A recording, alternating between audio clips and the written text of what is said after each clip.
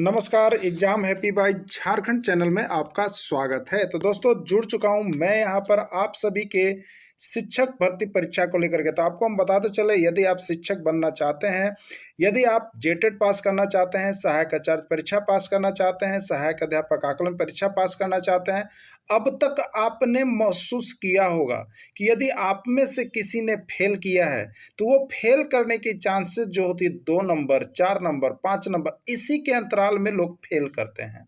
तो यहाँ पर फेल करने का रीजन होता है सीधे सीधे बाजार जाना और वहाँ से प्रैक्टिस सेट लेकर के आना और सीधे 1 महीना के अंदर परीक्षा पास कर जाना।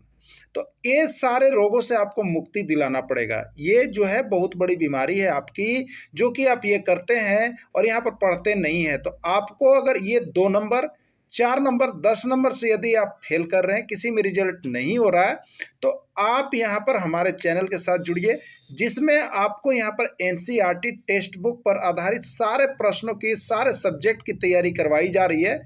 जहाँ पर यदि आप जुड़ते हैं तो आपको यहाँ पर 100 नहीं 101% पास होने की गारंटी देता है। जहां आप 2-4 नंबर कम करके चलते फेल हो रहे थे, वहां आपको 2-4-5 नंबर ऑटोमेटिक बढ़ने वाला है। तो आप किसी भी परीक्षा की तैयारी कर रहे हो तो अपनी कमजोरी को छुपाए नहीं। जरूर आपको ये लगा होगा कि ये सही बात है। तो यदि आपको लगता है तो आप यहाँ पर अगर आकलन परीक्षा की तैयारी कर रहे हैं तो 501 रुपये में आपको लाइफ टाइम दिया जा रहा है। अगर जेटेट परीक्षा की तैयारी कर रहे हैं तो 999 रुपये, और सहायक आचार्य परीक्षा की तैयारी कर रहे हैं तो 999 रुपये में आप हमारे साथ जुड़ करके यहाँ पर डेली प्रैक्टिस कर सकते हैं, एनसीईआरटी का नोट्स खरीद सकते हैं। और यहाँ से सारी तैयारियां जब से आप करेंगे तो आपको यह महसूस होगा, कुछ ही दिनों में आपको यह महसूस होगा, आपको पता चलेगा कि जो हम में कमियां थी वो कमी अब दूर हो रहा है। तो आप जल्दी करेंगे और जरूर स्वतंत्र हुआ। देखिए पहला प्रश्न है, भारत कब स्वतंत्र हुआ? 15 अगस्त 1947 ईस्वी, 14 अगस्त 1947 ईस्वी, 16 सितंबर 1948 ईस्वी, 17 अगस्त 1947 ईस्वी। लग रहा है ना, बहुत ही इजी प्रश्न है। यह प्रश्न 1 लाख बार आया हुआ है। बहुत ही इजी लेकिन बहुत बार आने वाला प्रश्न है। और यह आपका 6 क्लास के एनसीईआरटी बुक में देखिएगा, आपको सबसे पहला दिया हुआ है नागरिक शास्त्र या राजनीति शास्त्र कह लीजिए। यदि आप सामाजिक विज्ञान के अंतर्गत यह नागरिक शास्त्र आएगा या राजनीति शास्त्र में जाएगा। और दूसरा आप देखेंगे 6 to 8 के अंतर्गत नागरिक या राजनीति शास्त्र में, और 1 to 5 के अंतर्गत ये पर्यावरण अध्ययन में है। समझ गए? तो यहाँ से देखिए एक प्रश्न हमेशा निकल के आएगा। ये जो टॉपिक आप देख रहे हैं ना, यहाँ से 3 से 4 प्रश्न आपका निकल के आएगा और ये क्लास 6 में पढ़ना है। बताइए आपको लगेगा कि कहाँ से पढ़ें? बस एनसीईआरटी पढ़ लीजिए, बस एनसीईआरटी का टेक्स्ट बुक पढ़ लीजिए। 101% सफलता अगर कदम नहीं चूमेगा आप किसी भी एग्जाम में तो हमको बताइएगा कि चैनल वाला बोला था। तो चलिए इसका राइट आंसर क्या होगा? इसका राइट आंसर है 15 अगस्त 1947 ईस्वी ए। चलिए आप लोग का भी आंसर सही होगा, बहुत ही अच्छा। आगे देखते चलिएगा। भारत कब गणतांत्रिक देश बना? 26 जनवरी 1949 ईस्वी, 26 जनवरी 1950 ईस्वी, 26 जनवरी 1948 ईस्वी, 26 जनवरी 1951 ईस्वी। कब बना भारत, कब गणतंत्र देश बना? तो आप लोग यहाँ पर भारत कब गणतंत्र बना सभी लोग जानते हैं, 26 जनवरी 1950 ईस्वी को भारत जो है गणतंत्र बना। भारतीय संविधान की विशेषता क्या है? इसमें भारतीय संविधान की विशेषता क्या है, इस ऑप्शन में देखिएगा। और ये प्रश्न जो है 5001 बार आपका पूछा गया है। अनेकता में एकता, भाषीकरण, एकीकरण, कुछ नहीं। तो देखिए भारतीय संविधान की एक प्रमुख विशेषता है यहाँ पर अनेकता में एकता है। ये भारतीय संविधान की सबसे बड़ी विशेषता है। यहाँ अनेक प्रकार के लोग रहते हैं लेकिन सभी में क्या पाया जाता है? एकता पाया जाता है। सब मिलजुल के रहते हैं और काम करते हैं। विश्व का दूसरा सबसे बड़ा देश कौन है? बताना है। चीन, अमेरिका, भारत या ब्राजील? 5000 बार आने वाला प्रश्न जी। विश्व का दूसरा सबसे बड़ा देश अभी तक कौन है आपको बताना है। तो यहाँ पर इसका राइट आंसर है भारत। पहला जाता है चीन, ठीक है। तब पहला चीन, दूसरा भारत। अगला है यहाँ पर अगला प्रश्न, संसार का सबसे बड़ा लोकतांत्रिक देश है। संसार का सबसे बड़ा लोकतांत्रिक देश कौन है आपको बताना है। अमेरिका है, चीन है, भारत है या ब्राजील है। 1001 बार ये प्रश्न पूछा गया है, आपके एग्जाम में बता देते हैं। तो संसार का सबसे बड़ा लोकतांत्रिक देश जो होगा वो आपका भारत है। यहाँ पर जो है विभिन्न देशों के संविधान को मिला करके एकीकृत करके बनाया गया है। भारत का क्षेत्रफल है 32,87,205 वर्ग किलोमीटर, 32,87,263 वर्ग किलोमीटर, 32,87,163 वर्ग किलोमीटर या 32,87,563 वर्ग किलोमीटर क्या होगा। ठीक है, देखिए सबसे अधिक बार है कि भारत का क्षेत्रफल ही तो 1001 से ज़्यादा बार पूछ दिया गया है। अभी तक के आप जिस किसी एग्जाम में दीजिएगा या शिक्षक के एग्जाम दे रहे हैं या किसी की भी आप तैयारी कर रहे हैं उसमें हमेशा पूछा जा रहा है। तो क्या होगा इसका, तो इसका राइट आंसर है 32,87,263 वर्ग किलोमीटर, यानी राइट आंसर इसका बी है। ठीक है, चलिए अगला देखिएगा। भारत की चौहद्दी है, उत्तर में हिमालय पर्वत, पूर्व में बंगाल की खाड़ी, पश्चिम में अरब सागर, उत्तर में बंगाल की खाड़ी। तो देखिए इसका आंसर क्या होगा हम आपको बता देते हैं। देखिए इसके पहले भी यदि आप लोगों ने देखा होगा तो ट्रिक से आपको पर्यावरण अध्ययन में बताया गया, लेकिन ये राजनीति शास्त्र के अंतर्गत भी आपका है पाठ में, तो हम यहाँ पर लेकर के आपके लिए आ गए हैं। तो आप एनसीईआरटी खाली नोट्स देखते रहिएगा, कोई एग्जाम करेक्ट करेगा। देखिए यहाँ पर हम आपके लिए ट्रिक बना दी है, एकदम जिंदगी भर नहीं भुलाइएगा। अगर भुलाइएगा तब बताइएगा कि हम यहाँ पर जो है भारत की चौहद्दी भुला गए थे, अब नहीं भुलाइएगा आज के बाद। तो हिमा बंगाली ही अरबपति है, याद रखिएगा। कौन बंगाली अरबपति है? हिमा। या न तो हम देखिए पहले एक बार कहे थे कि हेमा मालिनी बंगाली ही अरबपति है, तो ये भी याद आप रख सकते हैं, हेमा मालिनी बंगाली ही अरबपति है या हेमा बंगाली ही अरबपति है। ठीक है, तो अब आप जैसे याद रखिएगा, लेकिन हम लिखिए यहाँ पर हिमा बंगाली ही अरबपति है। देखिए डायरेक्शन बना लीजिएगा, इस तरह से डायरेक्शन बना लिए ना। ऊपर में क्या होता है? उत्तर, ओकर अपोजिट में नीचे दक्षिण होता है, उसी तरह से मैं पूरब होता है और इसके जो है यहाँ पर पश्चिम होता है। ठीक ना, इसी तरह से क्या होता है? पश्चिम होता है। तो अब आप देखिएगा हिमा उत्तर से लिखना स्टार्ट कीजिएगा और घड़ी की दिशा में चलिएगा ऐसे क्लॉकवाइज ऐसे। ठीक है, तो यहाँ पर उत्तर पे हो गया हिमा, फिर यहाँ पर हो गया बंगाली, फिर देखिए हो गया ही, और फिर देखिए होगा अरबपति। यही चार गो, हिमा बंगाली ही अरबपति, चार गो ना डायरेक्शन होता है, उत्तर दक्षिण पूरब पश्चिम। तो चार गो यहाँ देखिए लिखल है ना। तो हिमा से हो गया हिमालय पर्वत, अब पूरब में यहाँ देखिए बंगाली से हो गया बंगाल की खाड़ी, और ही से हो गया देखिए हिंद महासागर, और अरबपति से देखिए हो गया अरब सागर। हो गया ना। तो हिमा बंगाली ही अरबपति, यानी उत्तर में हिमालय पर्वत होगा जी, पूरब में बंगाल की खाड़ी होगा, दक्षिण में हिंद महासागर होगा, और पश्चिम में अरब सागर होगा। ये आपसे पूछा जाता है। अब आज के बाद मत भुलाइएगा, ठीक है, ना भुलाइएगा। और अगर नोट्स आपको नहीं मिला होगा, नहीं आप यहाँ से परचेज करके तैयारी कर रहे टीचर के, तो आप आज के बाद जरूर परचेज कर लिया, क्योंकि यहाँ से आपको 101% नहीं भिड़ेगा। तब यहाँ पर बताइए कि आया था कि ना आया था, पूरा प्रश्न एकदम भिड़ेगा ना, यहीं से आइबे करेगा, ये समझ जाइए। इसलिए आप लोग नोट्स सब कोई ले लीजिएगा और पूरा इसको देख लीजिएगा, क्योंकि एनसीईआरटी का टेक्स्ट बुक से आप अगर बना लिए तो आप चाहे कोनो के एग्जाम दे रहे हैं, चाहे जेटेट होगा, चाहे सीटेट होगा, चाहे यहाँ पर झारखंड सहायक आचार्य होगा या सहायक अध्यापक आकलन होगा, 101% रिजल्ट हो जाएगा। ठीक है, तो सब कुछ देख लीजिएगा। चलिए, दुनिया में सर्वाधिक वर्षा वाला क्षेत्र के रूप में किसको जाना जाता है? 5001 बार ये प्रश्न पूछा गया। विश्व में जो है यहाँ पर दुनिया में सर्वाधिक वर्षा वाला क्षेत्र के रूप में किसको माना जाता है? देखिए मासिनराम मेघालय, तमिलनाडु, नेतरहाट या कोई नहीं। तो देखिए पहले था चेरापूंजी जिसको असम मानते थे हम लोग, लेकिन अब आ गया है कौन? मासिनराम, जो कि मेघालय में पड़ता है। दुनिया का सर्वाधिक वर्षा वाला स्थान क्षेत्र माना जाता है, तुम याद रखिएगा। देखिए लक्षद्वीप कहाँ स्थित है? लक्षद्वीप कहाँ स्थित है? लक्षद्वीप कहाँ स्थित है? अरब सागर, बंगाल की खाड़ी, हिंद महासागर या कोई नहीं। तो देखिए लक्षद्वीप जो है वो अरब सागर में स्थित है। लक्षद्वीप कहाँ है? अरब सागर में स्थित है, याद रखिएगा। अंडमान एवं निकोबार द्वीप समूह कहाँ स्थित है? अंडमान एवं निकोबार द्वीप समूह कहाँ स्थित है? 1001 बार एग्जाम में पूछा गया है। अरब सागर में, बंगाल की खाड़ी में, हिंद महासागर में या प्रशांत महासागर में। ठीक है, तो अंडमान और निकोबार द्वीप समूह जो है वो आपका है यहाँ पर बंगाल की खाड़ी में, और लक्षद्वीप जो है वो आपका है अरब सागर में। ठीक है, चलिए अगला देखिएगा। यहाँ पर हिंदुओं का धार्मिक ग्रंथ कौन है? आपको बताना। देखिए बहुत बार पूछा गया हिंदुओं का धार्मिक ग्रंथ इनमें से कौन है? वेद, पुराण, रामायण सभी। देखिए इसमें हिंदुओं का सब पवित्र ग्रंथ है जो यहाँ नाम दिया हुआ, इसलिए राइट आंसर इसका सभी होगा। इस्लाम का धार्मिक ग्रंथ कौन है? बताना। इस्लाम का धार्मिक ग्रंथ कौन है आपको बताना है। ठीक है, कुरान शरीफ, वेद, बाइबिल या कोई नहीं। तो इस्लाम का जो धार्मिक ग्रंथ है वो होता है कुरान। ठीक है, क्या है आपका? कुरान है। ईसाइयों का पवित्र धार्मिक ग्रंथ कौन है? ईसाइयों का क्या होता है आपको बताना। ठीक है, कुरान शरीफ, वेद, बाइबल या कोई नहीं। तो ईसाई का जो है पवित्र धार्मिक ग्रंथ वो है आपका बाइबल। क्या है आपका? बाइबल है। ठीक है, सिखों का पवित्र धार्मिक ग्रंथ कौन है आपको बताना है। ठीक है, सिखों का जो होता है, सिख पंजाबी लोगों का पवित्र धार्मिक ग्रंथ कौन है? कुरान। तो आप समझ गए किसका है? वेद हिंदुओं का हो गया, बाइबल ईसाइयों का हो गया, और गुरु ग्रंथ साहिब जो है, देखिए एक बचा हुआ ऑप्शन, ये यहाँ पर सिखों का है। क्या है? सिखों का गुरु ग्रंथ साहिब है पवित्र, ठीक है। जैनियों का जैन जो होता है उसका पवित्र ग्रंथ कौन है? बाइबल, कुरान, रामायण, ये सभी आप जान गए। बाइबल भी जान गए किनका है, कुरान, रामायण। आगम सूत्र जो है वो जैनियों का पवित्र ग्रंथ है। एकदम देख लीजिएगा, यहाँ पवित्र ग्रंथ से एक प्रश्न पक्का हर समय पूछा जाता है, ठीक है। चलिए, बौद्ध का पवित्र ग्रंथ कौन है? बाइबल, आगम सूत्र, जैन अवस्था या त्रिपिटक? तो बौद्ध धर्म किससे संबंधित है? त्रिपिटक से संबंधित है, ठीक है। पारसियों का पवित्र ग्रंथ कौन है? पारसियों का पवित्र ग्रंथ कौन है? बाइबल, आगम सूत्र और त्रिपिटक। अब जान गए, बाइबल ईसाइयों का, आगम सूत्र जैनियों का और त्रिपिटक बौद्ध का। अब बचा जेंदा अवस्था, तो जेंदा अवस्था जो है वो किसका है? पारसियों का पवित्र धार्मिक ग्रंथ है।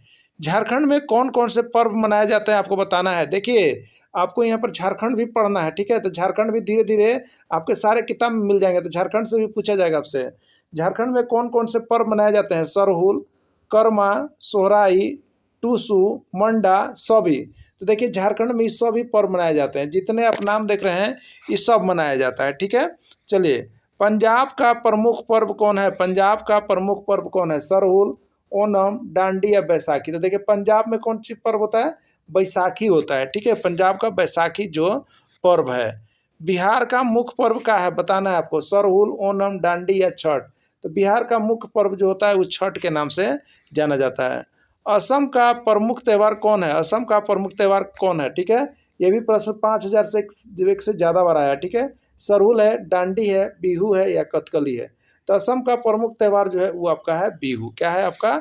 बिहू। तमिलनाडु का प्रमुख त्यौहार है, तमिलनाडु का प्रमुख त्यौहार कौन है? डांडी गुजरात का है, बैसाखी पंजाब का है, ओणम केरल का है। अब बच्चा आपके पास पोंगल, तो पोंगल तमिलनाडु का है। तो इस तरफ से देखिए, अगर कुछ कुछ पर्व और आप देख लेते हैं तो कुछ अगर अलग से भी आता है तो आप वहाँ पर बना सकते हैं, उसको देख सकते हैं, ठीक है। केरल का प्रमुख त्यौहार है ओणम, पोंगल, बैसाखी या डांडी, ठीक है। तो केरल का प्रमुख त्यौहार क्या चीज़ है? ओणम है। क्या है आपका? ओणम है। चलिए, ठीक है। महाराष्ट्र का प्रमुख त्यौहार है, आप देखिएगा, ओणम, ओणम केरल का ओणम हो गया, पोंगल तमिलनाडु का हो गया, छठ बिहार का हो गया। बच्चा क्या? गुड़ी पड़वा, गुड़ी पड़वा, तो ये महाराष्ट्र का हो गया। गुड़ी पड़वा ये महाराष्ट्र का हो गया। झारखंड में कौन कौन नृत्य होता है? झारखंड में कौन कौन नृत्य होता है? छऊ होता है, पाइका होता है, कर्मा होता है, सभी होता है। तो ये सभी नृत्य जो है झारखंड में होते हैं, ठीक है। चलिए, गुजरात का प्रमुख नृत्य कौन है? गरबा, डांडिया, कोई नहीं, ए और बी दोनों। तो गुजरात का प्रमुख नृत्य जो है ए और बी दोनों है, ए और बी दोनों है, ठीक है। चलिए, बहुत अच्छा। अगला देखिएगा, केरल का प्रमुख नृत्य है, केरल का प्रमुख नृत्य कौन है? मोहिनीअट्टम, कथकली, ए और बी दोनों या डांडिया, ठीक है। तो डांडिया तो आप देख रहे गुजरात का हो गया, तो मोहिनीअट्टम और कथकली ये दोनों केरल का है, इसलिए इसका राइट आंसर हो जाएगा सी, ए और बी दोनों, ठीक है।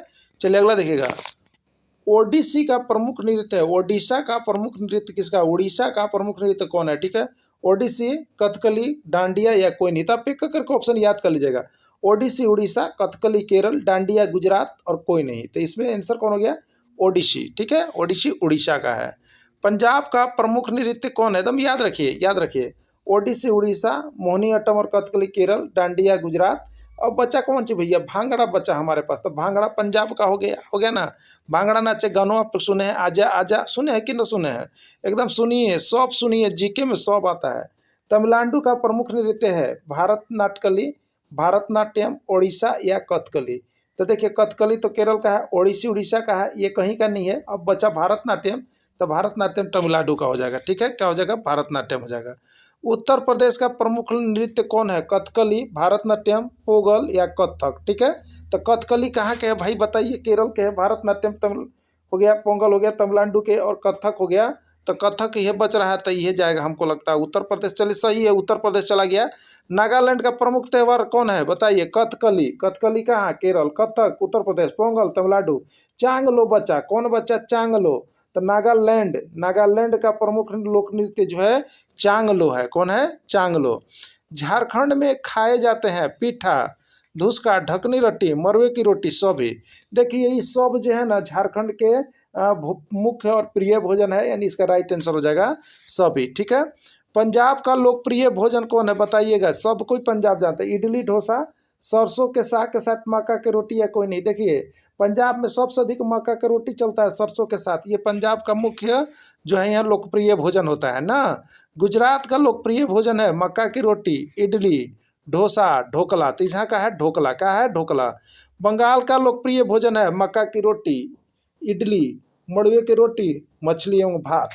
कौन होता है? तो बंगाल का लोकप्रिय भोजन है मछली एवं भात। जन ही जाइएगा तन ही तालाब मिलेगा। अगर बंगाल में घूमने का मौका मिले तो आप लोग घूमिएगा, जौने जाइएगा तौने मछली वाला तालाब मिलेगा। सब कोई मार मार के डेली खाता है।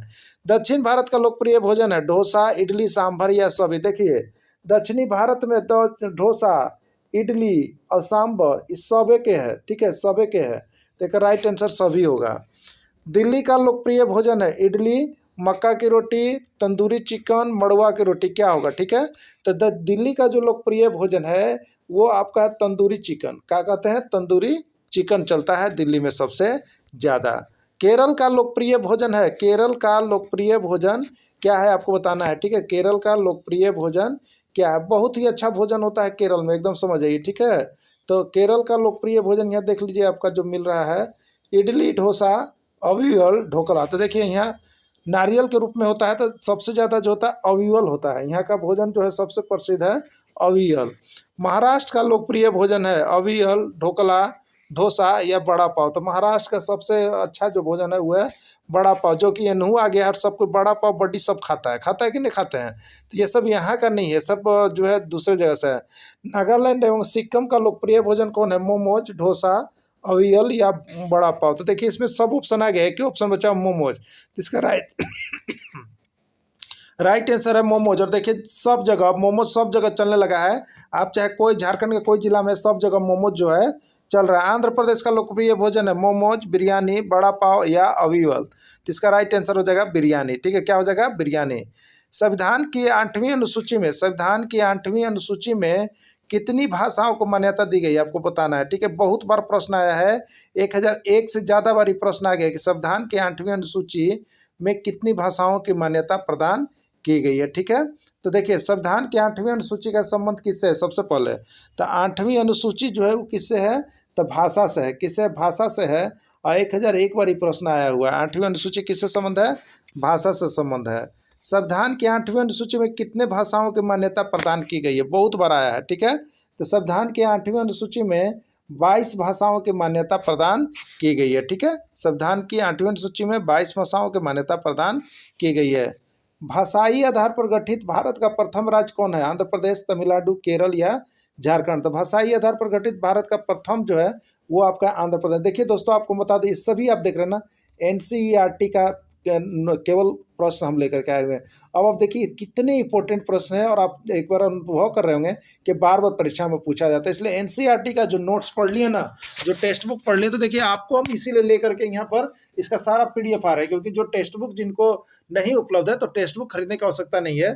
यहाँ पर आपको टेक्स्ट बुक से ही बना बनाया नोट्स सब मिल रहा है, केवल बाहर का एक भी क्वेश्चन आपको नहीं मिल रहा है, ठीक है। तो आप सभी जरूर जुड़ जाएंगे और यहाँ पर तैयारी करते रहिएगा और नोट्स परचेज करके पढ़ते रहिएगा, ठीक है। चलिए अगला देखिएगा। स्वतंत्र भारत में सर्वप्रथम कब भाषाई आधार पर राज्य का गठन किया गया? 1951 में, 1952 में, 1953 में या 1954 में, ठीक है। तो देखिए 1953 में प्रथम बार भाषाई आधार पर गठित भारत का पहला राज्य, जिसमें आंध्र प्रदेश को माना जाता है, उसका गठन किया गया था, ठीक है। अब देखिए एक बार इसका प्रश्न हम नहीं बनाए ऑब्जेक्टिव, लेकिन यहाँ आपको बता दे, झारखंड में लगने वाला प्रमुख मेला, जो कि आपको देखिएगा कि लास्ट में दिया हुआ है सीरीज बना करके, हमने इसको कुछ ट्रिक्स आपको बता दिया है दोस्तों, तो मेला को जरूर देख लीजिएगा। तो एक चीज याद रखिएगा, सुन रब, देखिए यहाँ पर हम लिखे हैं, अपने से बनाए हैं आप लोग के लिए, SHUN, सुन RB, रब, सुन रब, याद रखिएगा, ठीक है। और इसी के सामने अब याद रखिएगा, दे दू गम हजार सीता सा, बस इसे याद रखिएगा। तो एक कॉलम बना लीजिएगा इस तरह से, ठीक है। तो एस का मतलब है श्रावणी मेला, और दे का मतलब है देवघर, यानी श्रावणी मेला देवघर में लगता है, ठीक है। एच का मतलब है हिजला मेला, और दू का मतलब है दुमका, यानी हिजला मेला दुमका में लगता है। यू का मतलब है उर्स मेला, और गम का मतलब है गुमला, यानी गुमला जिला में लगता है। देखिए कभी कभी इसमें रांची ऑप्शन आता है, तो रांची भी आप मार सकते हैं, ठीक है। एन का मतलब है नरसिंह धाम मेला, और हजार का मतलब है हजारीबाग। आर का मतलब है राम रेखा धाम मेला, और सीता का मतलब है सी से सिमडेगा, क्या मतलब है? सिमडेगा। और हिंदू धाम मेला है, बी का क्या है, हिंदू धाम मेला, और शाह है तो शाह का मतलब देखिए हो गया साहेबगंज। तो है कैसा, लिखित, अलिखित, दोनों, या कोई नहीं, कौन सा है? ठीक है, तो अब आप लोग जानते होंगे भारत का संविधान तो है सबसे बड़ा संविधान है, और वो एक लिखित संविधान है, बहुत बार आया है, 1001 बार आया है। अगर आप यूपी टेट की बात करेंगे तो 4 बार ही प्रश्न आया है। ठीक है, देखिए ब्रिटेन का संविधान है, ब्रिटेन का संविधान कैसा है, लिखित है, अलिखित है, दोनों है, या कोई नहीं, कैसा है? ठीक है, तो देखिए ब्रिटेन का जो संविधान है ना, जो ब्रिटेन का संविधान है वो यहाँ पर अलिखित है। कैसा है? अलिखित। लिखित संविधान किसका है? भारत का है। ब्रिटेन का संविधान कैसा है? अलिखित है। तो इसका राइट आंसर देखिए बी हो जाएगा। ठीक है, संविधान सभा को कहा जाता था, संविधान सभा को क्या कहा जाता था? उत्तर भारत, लघु भारत, दीर्घ भारत, या कोई नहीं। तो देखिए संविधान सभा को जो है यहाँ पर लघु भारत कहा जाता है। क्या कहा जाता है? लघु भारत। ये प्रश्न जो है आपका यूपी टेट के अंतर्गत जो है बहुत बार पूछा गया है। ठीक है, यूपी टेट के अंतर्गत बहुत बार पूछा गया है। तो आप देखिएगा यहाँ पर, तो इसको लघु भारत, या इसी को हम लोग मिनी भारत भी कहते हैं, लघु भारत कहते हैं, या क्या कहते हैं, इसी को मिनी भारत भी कहा जाता है। किसको? संविधान सभा को, संविधान सभा को। ठीक है, देखिए अगला प्रश्न यहाँ पर देखिएगा, संविधान सभा के प्रथम बैठक या प्रथम अधिवेशन जो हुआ कब हुआ? देखिए ये प्रश्न जो है 5001 बार आया हुआ है। आप कहीं भी जाइएगा, चाहे बिहार टेट में गए होंगे, चाहे यूपी टेट, चाहे एमपी, सब जगह पूछ रहा है, समझे, सब जगह ही आता है। तो संविधान सभा के प्रथम बैठक या प्रथम अधिवेशन कब हुआ? ये जो है बिहार आकलन परीक्षा में 2 बार आया था, समझे। तो संविधान सभा के प्रथम बैठक या प्रथम अधिवेशन कब हुआ था? तो 9 दिसंबर 1946, 9 दिसंबर 1946 को हुआ था संविधान सभा के प्रथम बैठक। अगला है, संविधान सभा के प्रथम बैठक कहाँ हुई थी? ब्रिटेन में, इंग्लैंड में, संसद भवन के केंद्रीय कक्ष में, या कोई नहीं। तो देखिए संविधान सभा की जो प्रथम बैठक हुई थी वो आपको कहाँ हुआ था? तो संविधान सभा के प्रथम बैठक जो है आपको संसद भवन के केंद्रीय कक्ष में हुआ था। ठीक है, चलिए अगला देखिएगा यहाँ पर, संविधान सभा के अस्थायी अध्यक्ष कौन थे? तो देखिए संविधान सभा में 2 प्रकार के अध्यक्ष का नियुक्ति हुआ, एक अस्थायी और एक 2-3 दिन बाद फिर अस्थायी अध्यक्ष बने थे। तो संविधान सभा के अस्थायी अध्यक्ष कौन थे? अस्थायी, पंडित जवाहरलाल नेहरू, डॉक्टर भीमराव अंबेडकर, डॉक्टर सच्चिदानंद सिन्हा, या सरदार वल्लभ भाई पटेल। 101 बार ही प्रश्न आया है। कै बार? 101 बार आया है। ठीक है, तो संविधान सभा के जो अस्थायी अध्यक्ष थे वो आपके थे, देखिए डॉक्टर सच्चिदानंद सिन्हा। कौन थे? डॉक्टर सच्चिदानंद सिन्हा। संविधान सभा के अस्थायी अध्यक्ष कौन हुए? संविधान सभा के अस्थायी अध्यक्ष कौन हुए? देखिए अस्थायी थे, अब उसके बाद अस्थायी अध्यक्ष की भी नियुक्ति हुई। तो संविधान सभा के अस्थायी अध्यक्ष कौन थे? पंडित जवाहरलाल नेहरू, डॉक्टर राजेंद्र प्रसाद, डॉक्टर सच्चिदानंद सिन्हा, या कोई नहीं। तो ठीक है, तो संविधान सभा के जो अस्थायी अध्यक्ष थे वो आपके थे, देखिए डॉक्टर राजेंद्र प्रसाद। कौन थे आपके? डॉक्टर राजेंद्र प्रसाद। संविधान निर्माण की दिशा में सबसे पहला कदम क्या था? संविधान जब निर्माण होने लगा तो संविधान निर्माण की दिशा में सबसे पहला कदम किसका माना जाता है? जवाहरलाल नेहरू द्वारा प्रस्तुत उद्देश्य प्रस्ताव, भीमराव अंबेडकर द्वारा उद्देश्य प्रस्ताव, डॉक्टर राजेंद्र प्रसाद द्वारा उद्देश्य प्रस्ताव, किसके द्वारा लाया गया था? ठीक है, तो देखिए ये जो उद्देश्य प्रस्ताव है वो आपका यहाँ पर किसके द्वारा लाया गया था? जवाहरलाल नेहरू द्वारा उद्देश्य प्रस्ताव को लाया गया था। ठीक है, जवाहरलाल नेहरू द्वारा उद्देश्य प्रस्ताव को लाया गया था। पंडित जवाहरलाल नेहरू द्वारा उद्देश्य प्रस्ताव को कब प्रस्तुत किया गया था? ठीक है, पंडित जवाहरलाल नेहरू द्वारा जो उद्देश्य प्रस्ताव था उसको कब प्रस्तुत किया गया था? एकदम देखिए ये सब सारे आपके टेक्स्ट बुक का ही है, ठीक ना। अब बार बार यही सब प्रश्न आ रहा है टेक्स्ट बुक से। 9 दिसंबर 1946, 11 दिसंबर 1946, 13 दिसंबर 1946, या कोई नहीं। तो देखिए इसका जो जवाहरलाल नेहरू द्वारा उद्देश्य प्रस्ताव लाया गया था वो आपका 13 दिसंबर 1946 को लाया गया था। ठीक है, अगला है, देखिए यहाँ पर नोट्स भी आपको दिया गया है। क्या दिया गया है? देखिए नोट्स आप लोगों को बना दिए हैं। 9 दिसंबर 1946 को संविधान सभा की प्रथम बैठक हुई थी, एकदम इंपॉर्टेंट है, 1001 बार आया है। और 11 दिसंबर 1946 को देखिए संविधान सभा की प्रथम बैठक हुई और इसमें अस्थायी अध्यक्ष कौन थे? अस्थायी अध्यक्ष बनाया गया। किसको? यहाँ पर डॉक्टर सच्चिदानंद सिन्हा को। लेकिन फिर 2 दिन बाद यानी 11 दिसंबर 1946 को संविधान सभा की बैठक हुई और उसमें 11 डॉक्टर राजेंद्र प्रसाद को संविधान सभा का अस्थायी अध्यक्ष निर्वाचित किया गया। ठीक है, 11 हो गया। अब देखिए 13 दिसंबर 1946 को पंडित जवाहरलाल नेहरू द्वारा उद्देश्य प्रस्ताव प्रस्तुत किया गया। ठीक है, तो याद रखिए 9, 11 और 13 दो का चल रहा है। ठीक है, तो 9 को पहली बैठक जिसमें अस्थायी अध्यक्ष, 11 को दूसरी बैठक, 11 को बैठक हुआ, फिर उसमें जो क्या हो गया तो आपको अस्थायी अध्यक्ष, और 13 को जो है उद्देश्य प्रस्ताव लाया गया था। ठीक है, देखिए प्रारूप समिति के सदस्यों की संख्या कितनी थी? प्रारूप समिति के सदस्यों की संख्या कितनी थी? 5, 6, 7 या 8? तो देखिए प्रारूप समिति के जो सदस्य थे उनके सदस्यों की संख्या 7 थी। कितनी थी सदस्यों की संख्या? 7 थी। प्रारूप समिति के अध्यक्ष कौन थे? 5001 बार ही प्रश्न पूछा गया। जौन एग्जाम में जाइएगा तौने में पूछा गया कि प्रारूप समिति के अध्यक्ष कौन थे? डॉक्टर राजेंद्र प्रसाद, पंडित जवाहरलाल नेहरू, डॉक्टर भीमराव अंबेडकर या कोई नहीं। देखिए केवल एनसीईआरटी टेक्स्ट बुक का हम दे रहे हैं यहाँ पर, और इससे जो है 101% प्रश्न भिड़ने की गारंटी है। तो जितने भी लोग हैं सभी को हम यहाँ पर कहना चाहेंगे, परीक्षा बहुत नज़दीक है, आपकी परीक्षा होगी ही होगी, और वो परीक्षा बहुत नज़दीक है आपकी, तो उसके लिए आपको यहाँ पर क्या करना है, तो आपको ये नोट्स परचेज कर लेना है। कोई भी टेक्स्ट बुक पढ़ लीजिएगा, कहीं से कुछ नहीं आएगा, आएगा तो यहीं से आएगा, और इसी चैनल पर से सारे टेक्स्ट बुक से आने वाला है। इसलिए आप लोग बेहिचक यहाँ से जुड़ करके जरूर तैयारी कर लीजिए, और यहाँ पर पेमेंट करके जल्द से जल्द आप लोग यहाँ पर नोट्स परचेज कर लीजिए। प्रारूप समिति के अध्यक्ष कौन थे? तो इसका राइट आंसर क्या होगा? डॉक्टर राजेंद्र प्रसाद, पंडित जवाहरलाल नेहरू, डॉक्टर भीमराव अंबेडकर या कोई नहीं। तो प्रारूप समिति के अध्यक्ष कौन थे? डॉक्टर भीमराव अंबेडकर थे। ठीक है, संविधान सभा ने प्रारूप समिति की नियुक्ति कब की? संविधान सभा ने प्रारूप समिति की नियुक्ति कब की? 29 अगस्त 1945, 28 अगस्त 1946, 29 अगस्त 1947 या कोई नहीं। ठीक है, तो देखिए यहाँ पर जो संविधान सभा ने प्रारूप समिति की नियुक्ति की थी वो आपका कब था? तो 29 अगस्त 1947 ईस्वी को। ठीक है, भारतीय संविधान का जनक कहा जाता है। भारतीय संविधान का जनक किन्हें कहा जाता है? ये देखिए 1001 बार आया हुआ प्रश्न है। कितना बार बता दे रहे हैं? 1001 बार आया हुआ प्रश्न है। तो भारतीय संविधान का जनक किसे कहा जाता है? ठीक है, तो किनको कहा जाता है? डॉक्टर भीमराव अंबेडकर को। एकदम पक्का याद रखिएगा, 1001 बार आया हुआ प्रश्न है कि भारतीय संविधान का जनक किन्हें कहा जाता है? डॉक्टर भीमराव अंबेडकर को कहा जाता है। तो देखिए आज हम राजनीति शास्त्र 6 to 8 के लिए राजनीति शास्त्र और 1 to 5 के लिए पर्यावरण अध्ययन के अंतर्गत ये सारा चीज आपको भिड़ने वाला है। ठीक है, भारतीय संविधान को अंगीकृत कब किया गया? 26 जनवरी 1950, 26 नवंबर 1949, 26 अक्टूबर 1950। देखिए आप लोग जब किताब में देखते होंगे शिक्षक बंधु, तो सभी स्कूलों में प्रस्तावना बच्चों को गाने के लिए कहा जाता है, प्रस्तावना बोलने के लिए बोला जाता है, भारतीय संविधान की प्रस्तावना। ठीक है, तो उसमें लास्ट में देखते होंगे हम भारत के लोग भारत को करते हैं एक संपूर्ण, तो क्या लिखा होता है लास्ट में? आज हम 26 जनवरी 1949 ईस्वी मिति मार्ग शीर्ष शुक्ला सप्तमी को भारतीय संविधान को अंगीकृत, अधिनियमित और आत्मसमर्पित करते हैं। जय हिंद, जय भारत नारा लगाते हैं कि ना लगवाते हैं? लगवाते हैं ना। तो वही है 26 यहाँ पर क्या है? 26 नवंबर 1949 को मिति मार्ग शीर्ष शुक्ला सप्तमी 2000 को यहाँ पर क्या करते हैं? एतद द्वारा अंगीकृत, अधिनियमित करते हैं। आप लोग कहते हैं तो 26 नवंबर 1949 हो जाएगा। ठीक है, भारत का संविधान लागू हुआ। देखिए वहां पर क्या किया गया? आपको सबसे पहले 26 नवंबर 1949 को स्वीकृत किया गया, लेकिन लागू कब किया गया? भारत का संविधान लागू कब हुआ?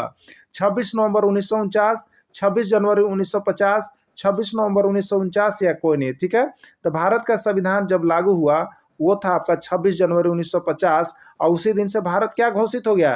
गणतंत्र घोषित हो गया। ठीक है, भारतीय संविधान का निर्माण होने में कितना समय लगा? आपको बताना है कि भारतीय संविधान का निर्माण होने में कितना समय लगा। 501 बार प्रश्न देखिए आपका आया हुआ है, पूछा हुआ है। 2 वर्ष 11 महीना 18 दिन, 2 वर्ष 10 महीना 15 दिन, 3 वर्ष या कोई नहीं। ठीक है, तो भारतीय संविधान का निर्माण होने में जो समय लगा है वो है आपका 2 वर्ष 11 महीना 18 दिन। 2 वर्ष 11 महीना 18 दिन लगा है। ठीक है, चलिए अगला होगा, देश का संवैधानिक प्रधान होता है। देश का संवैधानिक प्रधान कौन होता है? राष्ट्रपति, प्रधानमंत्री, उपराष्ट्रपति या कोई नहीं। देश का संवैधानिक प्रधान कौन होता है? ठीक है, तो देश का जो संवैधानिक प्रधान होता है वो कौन होता है आपका? यहाँ पर बताइएगा, राष्ट्रपति, प्रधानमंत्री, उपराष्ट्रपति कौन होगा? तो इसका राइट आंसर जो है आपका देखिएगा यहाँ पर राष्ट्रपति है। कौन है आपका? राष्ट्रपति है। देश के प्रथम राष्ट्रपति कौन थे? देखिए ये प्रश्न जो है ना 5001 बार पूछा गया है, बहुत हल्का लेकिन बार बार आता है, बहुत लोग इसमें भी कंफ्यूज करते हैं। ठीक है, तो देश का प्रथम राष्ट्रपति कौन थे? पंडित जवाहरलाल नेहरू, डॉक्टर राजेंद्र प्रसाद या डॉक्टर सच्चिदानंद सिन्हा या कोई नहीं। तो ठीक है, तो प्रथम राष्ट्रपति कौन थे? तो प्रथम राष्ट्रपति के रूप में आपको यहाँ पर जो जाना जाता है वो है आपके डॉक्टर राजेंद्र प्रसाद। ठीक है, देश के प्रथम प्रधानमंत्री कौन बने? पंडित जवाहरलाल नेहरू, डॉक्टर सच्चिदानंद सिन्हा, डॉक्टर राजेंद्र प्रसाद या कोई नहीं। तो देश के प्रथम प्रधानमंत्री कौन हो गए? तो आप सभी को याद है वो हो गया आपका ए ऑप्शन, यानी पंडित जवाहरलाल नेहरू। ठीक है, देखिए सारा प्रश्न आपके एनसीईआरटी टेक्स्ट बुक का ही है, सारा प्रश्न आपके जो है यहाँ पर जेटेट में भी देखिएगा तो पूछा गया था। और बिहार आकलन में ये सब प्रश्न जो है दो बार आया है जी, एक बार नहीं दो बार आया है। और छत्तीसगढ़ में भी मरांग गोमके के नाम से किसको जाना जाता है? बाबू राम नारायण सिंह, जयपाल सिंह मुंडा, बिरसा मुंडा या कोई नहीं ना। मरांग गोमेक के नाम से किसको जाना जाता है? किसको जाना जाता है? ठीक है, तो बाबू राम नारायण सिंह, जयपाल सिंह मुंडा, बिरसा मुंडा, किसको जाना जाता है? कोई नहीं। ठीक है, तो इसका राइट आंसर जो होगा मरांग गोपेंग के नाम से यहाँ पर जयपाल सिंह मुंडा को जाना जाता है। और ये आपका बहुत बार ये भी प्रश्न आने लगा है। ये देखिए बीच बीच में इसमें झारखंड भी आपको पढ़ना है, सारा चीज झारखंड के बारे में आपको किताब में ही दे दिया है, तो झारखंड भी इसी में आपका चल रहा है। ठीक है, तो जो झारखंड से आएगा उसको हम नोट्स के रूप में आपको देते जाएंगे ना। तो देखिए यहाँ पर ये मरांग सिंह गोपेंग यानी जयपाल सिंह मुंडा के बारे में आप यहाँ पर देख लीजिएगा क्या है। 1928 ईस्वी में एमस्टर्डम ओलंपिक जीते थे और 1950 ईस्वी में झारखंड पार्टी का गठन किए थे। ये कौन किए थे? तो ये आपका जयपाल सिंह मुंडा ना। अगला देखिएगा, छोटा नागपुर केसरी के नाम से किसको जाना जाता है? ये भी प्रश्न अभी तक 6 बार आया है आपका। क्या बार आया है? 6 बार आपके एग्जाम में आया हुआ है झारखंड में। छोटा नागपुर केसरी के नाम से किसको जाना जाता है? जयपाल सिंह मुंडा, बाबू राम नारायण सिंह, रीता फारिया या नीलांबर पीताम्बर। तो छोटा नागपुर केसरी के नाम से जो है आपको जाना जाता है बाबू राम नारायण सिंह, बाबू राम नारायण सिंह। ठीक है, अगला, बाबू राम नारायण सिंह को छोटा नागपुर केसरी की उपाधि किसने दिया? बाबू राम नारायण सिंह को छोटा नागपुर केसरी की उपाधि किसने दिया? ठीक है, पंडित जवाहरलाल नेहरू ने, डॉक्टर राजेंद्र प्रसाद ने, सरदार वल्लभ भाई पटेल ने। किसने दिया? बाबू राम नारायण सिंह को छोटा नागपुर केसरी की उपाधि किसने दिया? ठीक है, तो देखिए इसका राइट आंसर आप सभी को पता है। यदि नहीं पता है तो देखिए इसका राइट आंसर आपका है डॉक्टर राजेंद्र प्रसाद। सरकार के कितने अंग होते हैं? सरकार के कितने अंग होते हैं आपको बताना। ठीक है, 1, 2, 3 या 4। तो देखिए सरकार के जो अंग होते हैं वो होते हैं आपके 3 अंग। सरकार के कितने अंग होते हैं? 3 अंग होते हैं। वो सारा नीचे है, विधायिका, कार्यपालिका और न्यायपालिका। ठीक है, इसमें सरकार का अंग है, सरकार का इसमें कौन कौन अंग है? विधायिका, कार्यपालिका, न्यायपालिका या सभी। तो ये तीनों अंग है और तीनों अंग जो है यानी सभी होगा। क्या होगा? सभी होगा। ठीक है, चलिए अगला देखिएगा, सरकार के कौन कौन से अंग के पास कानून बनाने की शक्ति होती है? विधायिका, कार्यपालिका, न्यायपालिका या सभी। तो देखिए सरकार का जो अंग होता है विधायिका, वो क्या करती है? कानून बनाती है। क्या करती है? विधायिका कानून बनाती है। विधायिका के अंतर्गत कौन आता है? संसद भवन, विधानमंडल, ए और बी दोनों या कोई नहीं। ठीक है, तो विधायिका के अंतर्गत जो है दोनों आता है, ए और बी दोनों, यानी संसद भवन और विधानमंडल दोनों यहाँ पर क्या करते हैं? कानून बनाते हैं। ठीक है, चलिए अगला देखिएगा, विधायिका द्वारा बनाए गए कानून और नीतियों को लागू करने की जिम्मेवारी किनका होता है? विधायिका, कार्यपालिका, न्यायपालिका या कोई नहीं। ठीक है, तो विधायिका द्वारा जो कानून बनाया जाता है उसको लागू कौन करवाता है? तो यहाँ पर कार्यपालिका करवाता है। कौन करवाता है? आपको कार्यपालिका की तरफ से करवाया जाता है।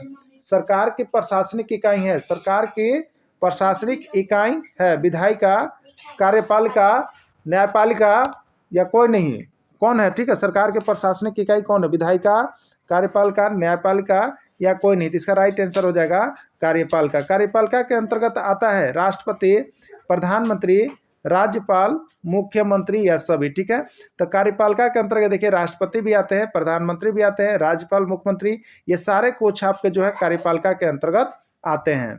अगला, कानून का पालन नहीं करने पर सजा देने का काम कौन करता है? अगर कानून का पालन नहीं करते हैं तो उसमें सजा देने का कार्य कौन करता है? विधायिका, कार्यपालिका, न्यायपालिका या कोई नहीं। इसका राइट आंसर देखिए हो जाएगा न्यायपालिका जो होता है यहाँ पर न्याय दिलाता है, और जो कानून का नहीं बात मानते हैं उसको न्याय दिलाता है। ठीक है, न्यायपालिका का अंग है, यानी न्यायपालिका कहाँ काम करता है? सर्वोच्च न्यायालय, उच्च न्यायालय, जिला न्यायालय या सभी। तो देखिए न्यायपालिका सबसे ऊपर हो गया सुप्रीम कोर्ट, हाई कोर्ट और यहाँ पर डिस्ट्रिक्ट जज होता है ना। तो ये सभी जगह ये काम करते हैं न्यायपालिका, जहाँ पर जिनको यहाँ पर मिल जाता है कानून से छुटकारा, वो वहीं पर लास्ट हो जाता है। नहीं तो लास्ट में कहाँ तक पहुँचता है वो मैटर? सर्वोच्च न्यायालय तक आपका चला आता है। कानून की रक्षा कौन करता है? कानून की रक्षा कौन करता है? विधायिका, कार्यपालिका, न्यायपालिका या कोई नहीं। अगर देखिए आप अपने स्तर से कानून को तोड़ते हैं तो दूसरा आदमी जो है उस पर केस करता है, न्याय करता है, तो उसको न्याय दिलाता है। तो कानून का रक्षा यहाँ पर हो रहा है, कौन करता है? तो न्यायपालिका जो होता है कानून की रक्षा करता है। ठीक है, विश्व में सर्वप्रथम महिलाओं को मत देने का अधिकार किस देश में मिला था? अमेरिका, इंग्लैंड, न्यूजीलैंड या कोई नहीं? तो देखिए, विश्व में सर्वप्रथम महिलाओं को वोट देने का अधिकार जो है वो आपको किसको मिला था? न्यूजीलैंड को। किसको मिला था? आपको न्यूजीलैंड को मिला था, ठीक है। अमेरिका में औरतों को वोट देने का अधिकार कब मिला? 1920 ईस्वी, 1921 ईस्वी, 1922 ईस्वी या 1928 ईस्वी? कब मिला था, ठीक है।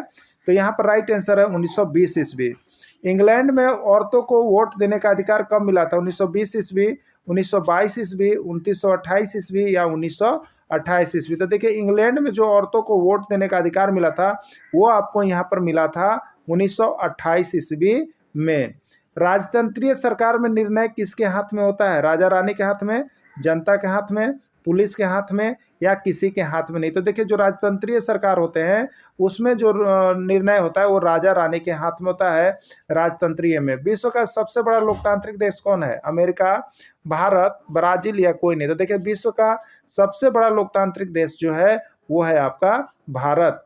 यंग इंडिया नामक पुस्तक किसने लिखा? पंडित जवाहरलाल नेहरू, डॉक्टर राजेंद्र प्रसाद, भीमराव अम्बेडकर या महात्मा गांधी? तो यंग इंडिया नामक पुस्तक जो है वो आपको लिखा गया महात्मा गांधी के तरफ से। तो दोस्तों, स्थानीय स्वशासन का तात्पर्य क्या है? स्थानीय स्वशासन का तात्पर्य क्या है? स्थानीय स्तर की सरकार, पंचायती राज की सरकार, शहरी क्षेत्र की सरकार या सभी? तो देखिए, स्थानीय स्वशासन मतलब उस स्थान की इकाई, ठीक है। स्थानीय सरकार, ठीक ना। स्थानीय सरकार का मतलब क्या? स्थानीय स्तर की भी सरकार होती है, पंचायती राज की सरकार हो गई, शहरी क्षेत्र, ये सभी स्थानीय स्वशासन उस नगर निकाय के अंतर्गत आता है। तो स्थानीय स्वशासन में स्थानीय स्तर की सरकार भी होगी, पंचायती राज की सरकार भी होगी, शहरी क्षेत्र की सरकार होगी, यानी ये सभी जो है इसमें इंक्लूड हो जाएंगे।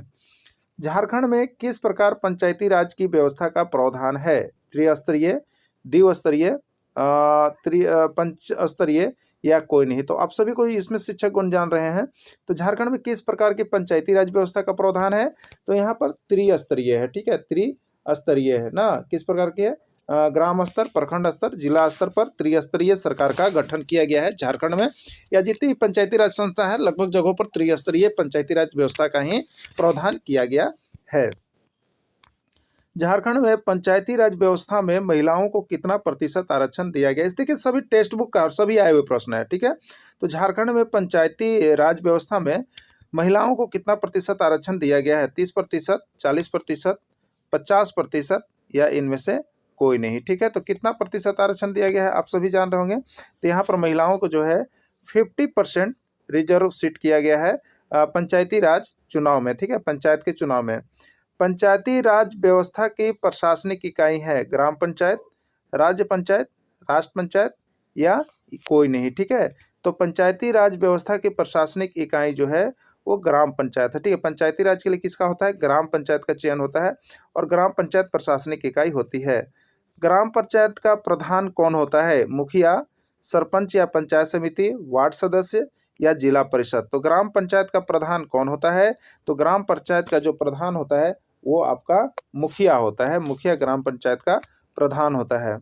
मुखिया का उम्मीदवार बनने के लिए न्यूनतम उम्र सीमा कितनी है? देखिए, ये प्रश्न जो है अभी हाल फिलहाल बहुत ज़्यादा पूछा जाने लगा है। मुखिया का जब से होता है तो झारखंड के जो एग्जाम हो रहे हैं उसमें ये एक प्रश्न जो है मुखिया उम्मीदवार बनने के लिए जो न्यूनतम उम्र है वो बार बार पूछा जा रहा है। 101% आने वाला ये प्रश्न है, समझ गए। 21 वर्ष, 22 वर्ष, 23 वर्ष या 24 वर्ष? तो क्या होगा इसका राइट आंसर? तो इसका राइट आंसर देखिए हो जाएगा 21 वर्ष। मुखिया को उम्मीदवार बनने के लिए न्यूनतम उम्र सीमा कितने? 21 वर्ष।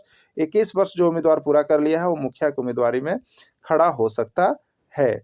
मुखिया का पद कितने वर्षों के लिए होता है? 5 वर्षों के लिए, 2 वर्षों के लिए, 3 वर्षों के लिए, 4 वर्षों के लिए? देखिए, तो कोई भी चुनाव जो होता है उसका यहाँ पर अवधि जो होता है लगभग 5 वर्षों के लिए होता है। तो मुखिया का पद भी जो है 5 वर्षों के लिए ही रखा गया है। तो मुखिया का पद कितने होता है? 5 वर्षों के लिए होता है। ग्राम सभा की बैठक की अध्यक्षता कौन करता है? ग्राम सभा की बैठक की अध्यक्षता कौन करता है? मुखिया, पंचायत समिति, जिला परिषद या वार्ड सदस्य, ठीक है। तो ग्राम सभा की बैठक की अध्यक्षता वहाँ के ग्राम पंचायत के प्रधान करेंगे और ग्राम पंचायत के प्रधान जो होते हैं वो मुखिया होते हैं। इसलिए इसका राइट आंसर जो है ग्राम सभा की बैठक यहाँ पर मुखिया के कर कमलों से किया जाएगा। भारत में पहली बार पंचायती राज व्यवस्था कहाँ लागू किया गया? राउरकेला, राजस्थान, उत्तर प्रदेश या महाराष्ट्र, ठीक है। तो भारत में पहली बार पंचायती राज व्यवस्था जो है राजस्थान में किया गया। कहाँ किया गया? राजस्थान में शुरुआत इसका किया गया है।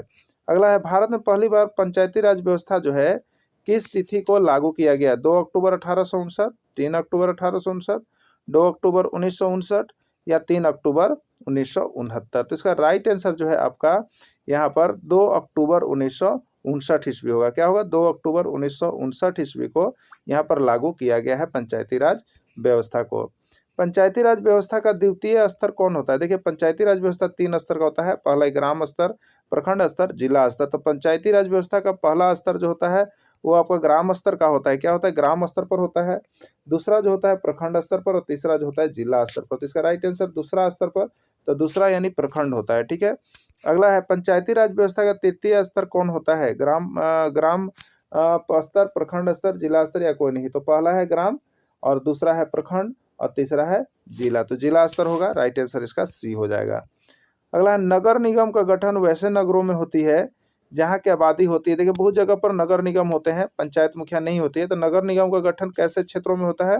जहाँ की आबादी होती है कितना? 1,40,000, 1,50,000, 1,60,000 या कोई नहीं। ठीक है। तो नगर निगम का गठन जो होता है वहाँ उनकी आबादी जो होता है वो 1,50,000 से अधिक होना चाहिए। ठीक है।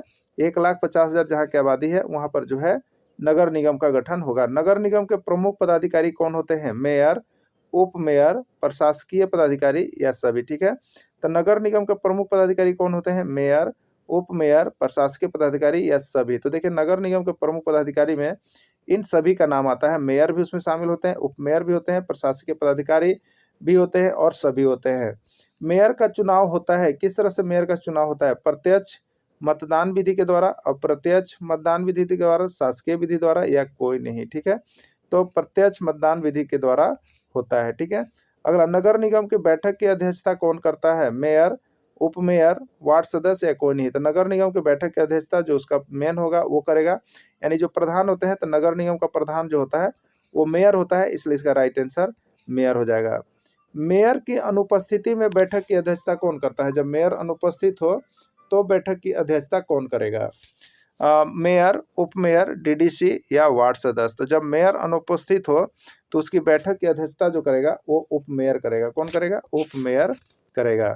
अगला, झारखंड में कितने नगर निगम है? 1, 7, 8 या 9। झारखंड में कितने नगर निगम है? 1, 7, 8 या 9। तो देखिए, झारखंड में जो है यहाँ पर 9 नगर निगम है। ठीक है। 9 नगर निगम है, याद रखिएगा। नगर परिषद का गठन प्राय वैसे क्षेत्रों में किया जाता है जहाँ की आबादी होती है 12,000 से 40,000 के बीच, 40,000 से अधिक, 1,50,000 से कम, 30,000 से अधिक या कोई नहीं। तो देखिए, जो नगर परिषद होता है उसका जो गठन होता है वहाँ की जनसंख्या 40,000 से अधिक होना चाहिए और 1,50,000 से कम होना चाहिए। ठीक है। अगर 1,50,000 से अधिक होता है तो वहाँ पर क्या होता है?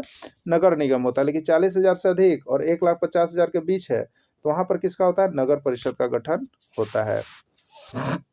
अगला है, नगर पंचायत की स्थापना वैसे क्षेत्रों में की जाती है जहाँ की आबादी होती है। नगर पंचायत की स्थापना वैसे क्षेत्रों में की जाती है जहाँ की आबादी होती है 12,000 से 40,000 के बीच, 40,000 से अधिक और 1,50,000 से कम, 50,000 से अधिक या कोई नहीं। तो इसका राइट आंसर देखिए ये है, यानी वहाँ की जो है 12,000 से 40,000 के बीच की जनसंख्या है तो वहाँ पर जो है नगर पंचायत की स्थापना की जाती है। ठीक है। नगर पंचायत की स्थापना हो जाती है 12,000 से 40,000 के बीच।